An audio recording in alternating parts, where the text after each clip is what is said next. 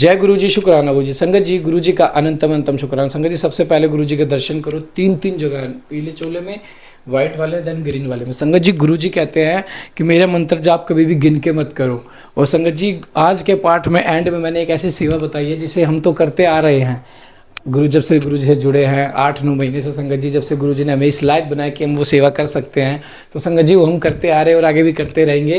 तो पाठ के एंड में हमने आपको अच्छे से बताया, तो पाठ को एंड तक जरूर सुनिए और प्यारी सी हाजिरी जरूर लगाइए पाठ में।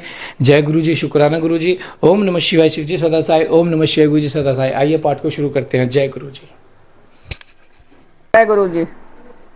भाइयों के उपालभ से अंधक का तप करना और वह पाकर त्रिलोकी को जीत कर स्वेच्छाचार में प्रवृत्त होना। उसके मंत्रियों द्वारा शिव परिवार का वर्णन, पार्वती के सौंदर्य पर मोहित होकर अंधक का वहां जाना और नंदीश्वर के साथ युद्ध, अंधक के प्राण से नंदीश्वर की मूर्छा, पार्वती के आह्वान से देवियों का प्रकट होकर युद्ध करना, शिव का आगमन और युद्ध, शिव द्वारा शुक्राचार्य का निगल जाना, शिव की प्रेरणा से विष्णु का काली रूप धारण करके दानवों के रक्त का पान करना, शिव का अंधक को अपने त्रिशूल में पिरोना और युद्ध की समाप्ति। सनत कुमार जी कहते हैं कि मुनीश्वर इस एक समय हिरण्यक्ष का पुत्र अंधक अपने भाइयों के साथ विहार में संलग्न था। उसी समय उसके कामाशक्त मंदार भाई ने उससे कहा कि अरे अंधे, तुम्हें तो अब राज्य से क्या प्रयोजन है। हिरण्याक्ष को तो मूर्ख था जो उसने घोर तप द्वारा शंकर जी को प्रसन्न करके भी तुम जैसे कुरूप, बडौल, कलीपीरी और नेत्रहीन को प्राप्त किया। तुम ऐसे राज्य के भाग्य तो नहीं हो सकते, क्योंकि भला तुम ही विचार करो कि कहीं दूर से उत्पन्न हुआ पुत्र भी राज्य पाता है। सच पूछो तो निश्चय ही इस राज्य के भागी हम ही लोग हैं। संत कुमार जी कहते हैं कि मुने उन लोगों की बात सुनकर अंधक दीन हो गया। फिर उसने स्वयं ही बुद्धिपूर्वक विचार करके तरह तरह की बातों से उन्हें शांत किया और रात के समय वह निर्जन वन में चला गया। वहां उसने हजारों वर्षों तक घोर तप करके अपने शरीर को सुखा डाला और अंत में उस शरीर को अग्नि में होम देना चाहा। तब ब्रह्मा जी ने उसे वैसा करने से रोककर कहा कि दानव, तू अब वर मांग ले। सारे संसार में जिस दुर्लभ वस्तु को प्राप्त करने की तेरी अभिलाषा हो उसे तू मुझसे ले ले। परम योनि ब्रह्मा के वचन को सुनकर वह दैत्य दीनता एवं नम्रता पूर्वक कहने लगा कि भगवान, जिन निष्ठुरों ने मेरे राज्य छीन लिया है वे सब दैत्य आदि मेरे भृत्य हो जाएं। मुझे अंधकों को दिव्य चक्षु प्राप्त हो जाए। इंद्र आदि देवता मुझे कर दिया करें और देवता, दैत्य, गंधर्व, यक्ष, नाग, मनुष्य, दैत्यों के शत्रु नारायण, सर्वमय, शंकर तथा अनान्य किसी भी प्राणियों से मेरी मृत्यु न हो। उसके उस अत्यंत दारुण वचन को सुनकर ब्रह्मा जी सशंकित हो उठे और उससे बोले। ब्रह्मा जी ने कहा कि दैत्येंद्र, ये सारी बातें तो हो जाएंगी, किंतु तू अपने विनाश का कोई कारण भी तो स्वीकार कर ले, क्योंकि जगत में ऐसा कोई प्राणी न हुआ हो, न ही आगे होगा कि काल के गाल में न गया हो। फिर तू जैसे सत्पुरुषों को तो अत्यंत लंबे जीवन का विचार त्याग ही देना चाहिए। ब्रह्मा जी के इस अनुनय भरे वचन को सुनकर वह दैत्य पुनः बोला। अंधक ने कहा कि प्रभु, तीनों कालों में जो उत्तम, मध्यम और नीच नारियां होती हैं, उन्हीं नारियों में से कोई रत्नभूता नारी मेरी भी जननी होगी। वह मनुष्य लोक के लिए दुर्लभ तथा शरीर, मन और वचन से भी अगम्य है। इसमें राक्षस भाव के कारण जब मेरी काम भावना उत्पन्न हो जाए तो भी मेरा नाश हो। उसकी बात सुनकर स्वयं भगवान ब्रह्मा को महान आश्चर्य हुआ। वे शंकर जी के चरण कमलों का स्मरण करने लगे। तब शंभु की आज्ञा पाकर वे उस अंधक से बोले। ब्रह्मा जी ने कहा कि दैत्यव, तू जो कुछ चाहता है तेरे वे सभी सकाम वचन पूरे होंगे। दैत्येंद्र, अब तू उठ और अपना अभीष्ट प्राप्त कर सदा वीरों के साथ युद्ध करता रहे। मुनीष हिरण्याक्ष पुत्र अंधक के शरीर में नसें और हड्डियां भी शेष रह गई थी। वह ब्रह्मा के ऐसे वचन को सुनकर शीघ्र ही भक्तिपूर्वक उन लोकेश्वर के चरणों में लौट गया और इस प्रकार बोला। अंधक ने कहा कि विभो, जब तेरे शरीर में नसें और हड्डियां मात्र ही शेष रह गई हैं, तब भला इस देह से शत्रु सेना में प्रवेश करके मैं कैसे युद्ध कर सकूंगा। अतः अब आप अपने पवित्र हाथ से मेरा स्पर्श करके इस शरीर को मांसल बना दीजिए। संत कुमार जी कहते हैं कि महर्षि अंधक की प्रार्थना सुनकर ब्रह्मा जी ने अपने हाथ से उसके शरीर का स्पर्श किया और फिर वे मुनिगणों तासिद समूह से भली भांति पूजित हो देवताओं के साथ अपने धाम को चले गए। ब्रह्मा के स्पर्श करते ही उस दैत्यराज का शरीर भरा पूरा हो गया, जिसे उसमें बल का संचार हो नेत्रों के प्राप्त हो जाने पर वह सुंदर दिखने लगा। तब उसने प्रसन्नता पूर्वक अपने नगर में प्रवेश किया। उस समय प्रहलाद आदि श्रेष्ठ दानों ने जब उसे वरदान प्राप्त करके आया हुआ जाना तो वे सारा राज्य उसे समर्पित करके उसके वंशवर्ती भृत्य हो गए। तदंतर अंधक सेना और भृत्य वर्ग को साथ ले स्वर्ग को जीतने के लिए गया। वहां संग्राम में समस्त देवताओं को पराजित करके उसने वज्रधारी इंद्र को अपना कर्द बना लिया। उसने यत्र तत्र बहुत सी लड़ाइयाँ लड़कर नागों, सुपर्णों, श्रेष्ठ राक्षसों, गंधर्वों, यक्षों, मनुष्यों, बड़े बड़े पर्वतों, वृक्षों और सिंह आदि समस्त चौपाइयों को भी जीत लिया। यहाँ तक कि उसने चराचर त्रिलोकी को अपने वश में कर लिया। तदंतर वह रसातल में, भूतल पर, स्वर्ग में जितनी भी सुंदर रूप वाली नारियां थी, उनमें से हजारों को और अत्यंत दर्शनीय तथा अपने अनुकूल थी साथ लेकर विभिन्न पर्वतों, पता नदियों के रमणीय तट पर विहार करने लगा। दैत्यराज अंधक सदा दुष्टों का ही संग करता था। उसकी बुद्धि मंद से अंधी हो गई थी, जिससे उस मूड को कुछ भी ज्ञान नहीं रह गया था। परलोक में आत्मा को सुख देने वाले भी कोई कर्म करना चाहिए। इस प्रकार वह महामनस्वी दैत्य उन्मुत हो और अपने सारे प्रधान पुत्रों को कुत कर्कवाद से पराजित करके दैत्यों सहित संपूर्ण वैदिक धर्मों का विनाश करता हुआ विचरण करने लगा। उस धन के मन से अभिभूत हो वेद, देवता, ब्राह्मण और गुरु आदि किसी को भी नहीं मानता था। प्रारब्धवश उसकी आयु समाप्त हो चुकी थी, इससे वह स्वेच्छाचार में प्रवृत्त हो व्यर्थ में अपनी आयु के शेष दिन गवाता हुआ रमण कर रहा था। उसे दानव श्रेष्ठ के 3 मंत्री थे, जिनका नाम था दुर्योधन, वैदस और हस्ती। एक समय उन तीनों ने उस पर्वत के उस रमणीय स्थान पर एक परम रूपवती नारी को देखा। उसे देखकर वे शीघ्रगामी श्रेष्ठ दैत्य हर्षमगन हो तुरंत ही महादैत्यपति वीरवर अंधक के पास पहुंचे। बड़े प्रेम से उस देखी हुई घटना का वर्णन करने लगे। मंत्रियों ने कहा कि दैत्यंतर, यहाँ एक गुफा के भीतर हमने एक मुनि को देखा है। ध्यानस्थ होने के कारण उसके नेत्र बंद हैं। उसका रूप बड़ा रूपवान है। उसके मस्तक पर अर्धचंद्र की कला अपनी छटा बिखेर रही है और कमर में गजेंद्र की खाल बंधी हुई है। बड़े बड़े नाग उसके चारों ओर शरीर में लिपटे हुए हैं। खोपड़ियों की माला एक उस जटाधारी का आभूषण है। उसके हाथ में त्रिशूल है। वहाँ एक विशाल धनुष बाण और त्रिउण भी धारण किए हुए है। उसका अक्षय सूत्र स्पष्ट दिख रहा है। उसके 4 भुजाएं तथा लंबी लंबी जटाएं हैं। वह खड़ग, त्रिशूल और लकुट धारण किए हुए है। उसकी आकृति अत्यंत गौर है। उस पर भस्म का अनुलेप लगा हुआ, वह अपने उत्कृष्ट तेज से सुशोभित हो रहा है। इस प्रकार उसके श्रेष्ठ तपस्वी का सारा वेश ही अद्भुत है। उसे थोड़ी ही दूर पर हमने एक पुरुष को देखा जो विकराल वानर सा है। उसका मुख बड़ा भयंकर है। वह अभी आयुध धारण किए हुए है, परंतु उसका हाथ रुक्ष है। उस तपस्वी की रक्षा में तत्पर है। इसके बाद ही वह एक बूढ़ा सफेद रंग का बैल भी बैठा हुआ है। उस बैठे हुए तपस्वी के पार्श्वभाग में हमने एक शुभ लक्षण संपन्न नारी को भी देखा है। वह भूतल पर सरतन स्वरूपा है। उसका रूप बड़ा मनोरम है और तरुणी होने के नाते वह मन को मोह लेती है। मूंगे, मोती, मणि, सुवर्ण, रत्न और उत्तम वस्त्रों से वह सुसज्जित है। उसके गले में सुंदर मालाएं लटक रही हैं। कहाँ तक कहें कि वह इतनी सुंदर है कि जिसने उसे एक बार भी देख लिया, उसी का नेत्र धारण करना सफल है। फिर उसे उस लोक में अन्य वस्तुओं के देखने से क्या प्रयोजन। वह दिव्य नारी, पुण्यात्मा, मुनिवर महेश की मान्यता एवं प्रियतमा भार्या है। दैतेंद्र, आप तो उत्तम रत्नों का उपभोग करने वाले हैं, अतः उन्हें वहां बुलाकर देखिए, वह आपके भी देखने योग्य है। संत कुमार जी कहते हैं कि मुनिश्रेष्ठ मुनियों के इस प्रकार वचनों को सुनकर दैत्यराज अंधक कामातुर हो उठा। उसके सारे शरीर में कंप छा गया। फिर तो उसने तुरंत ही दुर्योधन आदि को उसके मुनि के पास भेजा। मंत्रियों ने वहां जाकर मुनीश्वर को प्रणाम करके उनसे अंधकासुर का संदेश कहा था। बदले में शिवजी का उत्तर सुनकर वे लौटकर अंधक से बोले।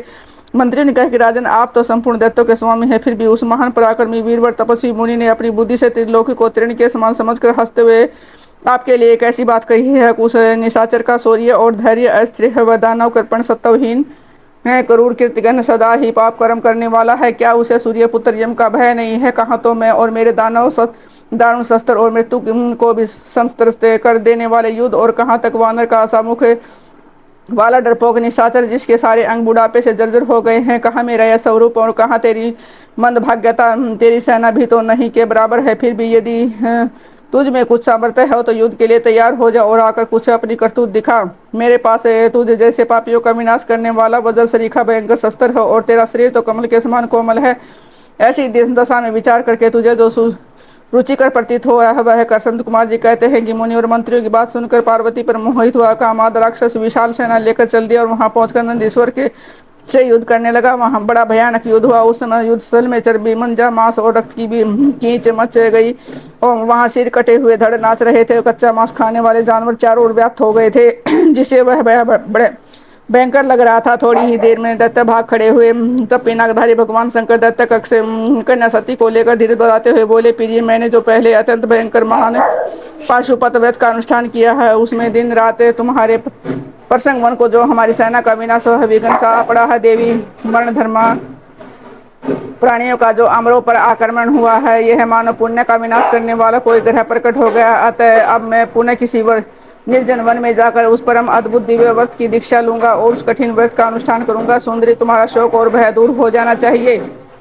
संत कुमार जी कहते हैं कि मुने इतना कहकर उग्र प्रभावशाली महात्मा शंकर धीरे से अपनी शिंगा बजाकर एक अत्यंत भयंकर पावन वन में चले गए। वहां से वे 1000 वर्षों के लिए पाशुपत व्रत के अनुष्ठान में तत्पर हो गए। वहां उस व्रत का निमाना देव और असुरों की शक्ति के भार है। इधर शील गुण से संपन्न पतिव्रता देवी पार्वती मंदराचल पर ही रहकर शिव जी के आगमन की प्रतीक्षा करती रहती है। यद्यपि पुत्र स्थानीय वीरकगण उनकी सुरक्षा में तत्पर रहते, तथापि वह गुहा के भीतर अकेली रहने के कारण वे सदा भयभीत रहती थी, जिससे उनके बड़ा दुख होता था। इसी बीच वरदान के प्रभाव से उन्मत्त हुआ है दैत्य अंधक, जिसका धैर्य कामदेव के बाणों से छीन भिन्न हो गया था, अपने मुख्य योद्धाओं को साथ ले पुण्य उस गुफा पर चढ़ आया।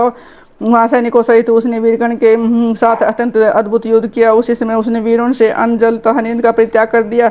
इस प्रकार वह लगातार युद्ध 500 वर्ष तक करता रहा और दिन रात तक चलता रहा। अंत में दैत्यों की भुजाओं से छूटे हुए आयुधों के प्रहार से नंदीश्वर का शरीर घायल होगा, जिससे वे गुहा द्वार पर ही गिर पड़े और मूर्छित हो गए, जिसके गिरने से गुहा का सारा दरवाजा ही ढक गया, जिससे उसका खोला जाना असंभव था। फिर दैत्यों ने ही 2 घड़ी में सारे वीरगणों को अपने अस्त्र समूह से आसादित कर दिया। तब पार्वती ने भगवान विष्णु और ब्रह्मा जी का स्मरण किया। स्मरण करते ही ब्राह्मणी, नारायणी, इंद्री, वैश्वनरी, यामा, नृति, वायुर्णी, वायवी, कुबेरी, यक्षेरी, गारुड़ी और देवियों के रूप में समस्त देवता, यक्ष, सिद्ध, गुहक आदि शास्त्रों से सुसज्जित होकर अपने अपने वाहनों पर सवार पार्वती के पास आ पहुंचे, राक्षसों के साथ भिड़ गए। कुछ समय बाद भगवान शिव भी आ गए। फिर तो घोर युद्ध हुआ। तदंतर शुक्राचार्य को संजीवनी विद्या के द्वारा दैत्यों को जीवित करते देखकर भूतनाथ शिव जी उनको निगल गए। उसे दैत्य ढीले पड़ गए। व्यास जी अंधक, महान पराक्रमी वीर और त्रिपुर हंता शिव के समान बुद्धिमान था। सैकड़ों वरदान मिलने के कारण वह उन्माद के वशीभूत हो रहा था। यद्यपि बहुसंख्यक शास्त्रों की चोट से उसका शरीर जर्जर हो गया था, फिर भी शिव जी पर विजय पाने के लिए उसने दूसरी माया रची। जब प्रलयकालीन अग्नि के समान शरीर धारण करने वाले भूतनाथ त्रिपुरारी शंकर ने अपने त्रिशूल से उसे बुरी तरह छेद डाला, तब भूतल पर गिरे हुए उसके रक्त कणों से यूथ अंधक प्रकट हो गए। उससे सारी रणभूमि व्याप्त हो गई। वे विकृत मुख वाले भयंकर राक्षस अंधक के सदृश ही प्रागत थे। इस समय जब पशुपति द्वारा मारे गए सैनिकों के घाव से निकले हुए अत्यंत गरम रक्त बिंदुओं से दूसरे सैनिक उत्पन्न होने लगे, तब बहुत सी भुजा रूपी लताओं द्वारा आक्रांत होने के कारण कुपित हुए बुद्धिमान भगवान विष्णु ने ब्रह्मनाथ शिव को बुलाकर योगबल से एक ऐसा अजय स्त्री रूप धारण किया, जिसका मुख विकृत था और रूप उग्र, विकराल और कंकाल मात्र था। वह स्त्री रूप शंभु के कान से निकला था। जब उस देवी ने रणभूमि में उपस्थित हो अपने युगल चरणों से पृथ्वी को अलंकृत किया, तब सभी देवता उसकी स्तुति करने लगे। तत्पश्चात भगवान ने उसकी बुद्धि को प्रेरित किया। फिर तो सुदार्थ होकर रण के मुँह आने पर उन सैनिकों के तथा दैत्यराज के शरीर से निकले हुए अत्यंत गरम रुधिर का पान करने लगी, जिसे राक्षसों का उत्पन्न होना बंद होगा। तदंतर एकमात्र अंधक ही बचा था, उसके शरीर का रक्त सूख गया था, तथापि उसने कुलोचित सनातन अक्षत्र धर्म का समरण करके अविनाशी भगवान शंकर के साथ भयंकर थप्पड़ों से, वज्र सदृश जानवों और चरणों से, वर्जाकार नखों से, मुख, भुजा और सिरों से संग्राम करता रहा। तब परमनाथ शिव ने रणभूमि में उसका हृदय विदीर्ण करके उसे शांत कर दिया था। फिर त्रिशूल भोग कर उसे स्थानों के समान ऊपर को उठा दिया। उसका जर्जर शरीर नीचे को लटक रहा था। सूर्य की किरणों ने उसे सुखा दिया था। पवन के झोंकों से युक्त मेघों ने मूसलाधार जल बरसा कर उसे गीला कर दिया था। हिमखंड के समान शीतल चंद्रमा की किरणों ने उसे विशीर्ण कर दिया था। फिर भी उस दैत्यराज ने अपने प्राणों का परित्याग नहीं किया। उसने विशेष रूप से शिव जी का सत्वन किया। तब करुणा के अगाध सागर शंभु प्रसन्न हो गए। उन्होंने उसे प्रेम पूर्वक गणाध्यक्ष का पद प्रदान कर दिया। तत्पश्चात युद्ध के समाप्त हो जाने पर लोकपालों ने नाना प्रकार के सारगर्भित स्तोत्रों द्वारा विधि पूर्वक शिव जी की अर्चना की और हर्षित हुए ब्रह्मा विष्णु आदि देवों ने गर्दन झुकाकर उत्तम स्तुतियों द्वारा उनका स्तवन किया। फिर जय जयकार करते हुए वे आनंद मनाने लगे। तदंतर शिव उन सबको साथ लेकर आनंदपूर्वक गिरिराज की गुफा को लौट आए। वहां उन्होंने अपने ही अंशभूत पूजनीय देवताओं को नाना प्रकार की भेंट समर्पित करके उन्हें विदा किया और स्वयं प्रमुदित हुई गिरिराज कुमारी के साथ उत्तम लीलाएं करने लगे। जय गुरु जी, शुक्राना गुरु जी। संगत जी, गुरु जी का अनंतम शुक्राना। संगत जी, जैसा कि मैंने कल के पाठ में बताया था कि गुरु जी की सेवा लगने वाली है। संगत जी, सेवा वो ये होगी कि हम हर 7 तारीख को गुरु जी की जैसे गुरु जी की लकी 7 डेट होती है, तो हर 7 तारीख को गुरु जी का लंगर प्रसाद करेंगे, मतलब भंडारा, जो गरीबों में गुरु जी के नाम से प्रसिद्ध जाएगा, क्योंकि गरीबों का भी बहुत कल्याण जो करना बहुत जरूरी है। संगत जी, गुरु जी कहते हैं कि सबको अवगत कराओ। जैसा कि मैं लोकल्स की साइड देख पाता तो गुरु जी को बहुत कम लोग जानते हैं। तो संगत जी, जैसे हम भंडारा करेंगे, सत्संग करेंगे गुरु जी का हर 7 तारीख को, वैसे तो हमें करते हुए 8 हमारे कंप्लीट हो चुके हैं। संगत जी, 8 सत्संग हर 7 तारीख को हमारे कंप्लीट हो चुके हैं। जुलाई से हमने स्टार्ट किया था। तो संगत जी, तो गुरुजी ऐसे ही हमारे पे कृपा बनाए रखे। हर 7 तारीख को हम कहते हैं तो सेवा वही है संगत जी। कोई भी संगत जी हमारे साथ उसमें साझेदारी बनना चाहता है तो वो खुल के बन सकता है, क्योंकि हर 7 तारीख को हम सत्संग कराते हैं और गुरुजी का लंगर प्रसाद हम गरीबों में बंटवाते हैं जितना हमारे से हो पाता है संगत जी। क्योंकि गुरुजी कहते हैं जो सेवा, ये सेवा बहुत भाग्य वाले से मिलती है संगत जी। कोई भी साथी बन सकता है, कोई भी, हमें कोई वो नहीं है कि आप नहीं हो। आपने कोई भी गुरुजी का, जो भी गुरुजी विश्वास रखता हो कि हाँ हम पे भी विश्वास हो, तो बेहिचक साथी बन सकता है, क्योंकि उसकी भी सेवा लगेगी। हम सेवा करते ही हैं संगत जी हर 7 तारीख को। और संगत जी जो कोई भी साथी बनना चाहता हो, हमारे साथ सहयोगी बनना चाहता हो, तो उनका तहे दिल से स्वागत है संगत जी। गुरुजी कहते हैं सेवा करो, जितनी ज़्यादा सेवा करोगे उतना ज़्यादा फल मिलेगा। और सेवा कभी भी इस मन भाव से मत करो कि मेरा काम होगा ही होगा, नहीं। गुरु जी के चरणों में सेवा समर्पित कर दो। और आप कितना भाग्यशाली हो कि गुरु जी के लिए सेवा करने का मौका मिल पा रहा है, कि आप कि उन लोगों को वो खाना पहुंचा पा रहे हो जिनके लिए वो तरसते हैं, जिनको एक टाइम का खाना नहीं मिल पाता। बहुत से संगत जी यहाँ पे हम देखते हैं, जैसे हम 7 तारीख को करते हैं संगत जी, हमने 100 आदमियों का किया है, 150 आदमियों का भी किया, 200 आदमियों तक का भी किया। जैसा हमारा बजट बन पाता हम वैसा करते हैं भंडारा। तो संगत जी गुरु जी का लंगर प्रसाद कहते हैं, सत्संग होने के बाद हम उसे बंटवाते हैं दिन में। तो संगत जी गुरु जी ऐसे ही कृपा बनाए रखें और गुरु जी ऐसे ही इस काम को आगे बढ़ाते जाएँ। आगे आगे हम संगत जी गरीबों की हेल्प भी करेंगे। जैसे कई लोगों के घर में राशन नहीं जा पाता, हम राशन भी भिजवाएंगे, बहुत सेवा करेंगे संगत जी। बस आप लोग हमारे साथ खड़े रहिए। जय गुरु जी, शुक्राना गुरु जी।